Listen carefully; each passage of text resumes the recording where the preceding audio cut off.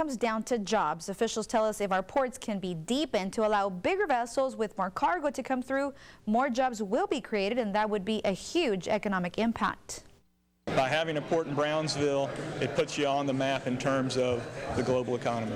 The Port of Brownsville ranks at the top when it comes to exporting steel and gas. It's also a big employer with over 3,000 employees, and it has a multi-million-dollar economic impact in the region and state. That's why Congressman Filemon Vela is pushing for the deepening and upkeep of this port, as well as the Port of Harlingen and Port Isabel San Benito Navigation District. He says it's one way to reduce the 11% unemployment rate in our area. If deepening the port allows them to bring in bigger ships, does it allow them to employ more people? What does that do to our unemployment rate? You know, it reduces it. So that's why it's so important to keep talking about that. During a meeting hosted by Vela Thursday, Army Corps of Engineers Commander Colonel Richard Pannell said the Texas coast has 6 major ports. 3 of those were recently approved for deepening. None of the Valley ports made that list, but it's expected that in the next 2 years, the Port of Brownsville will be approved to go from 42 feet deep to 52 feet deep to allow bigger vessels to come through. Pannell says this comes on the verge of a huge boom in the Eagle Ford shale business. As those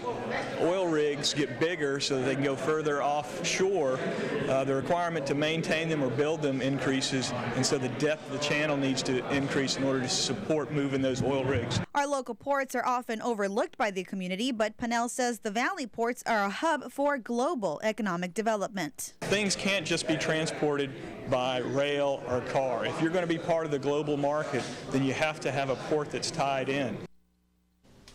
Now, Port Mansfield has lately been used more for tourism rather than commercial business, so right now they don't qualify for federal funds, but officials there are looking for some private investment to deepen that port to 12 feet and open it for business. In the studio, Daisy Barrera, Action 4 News.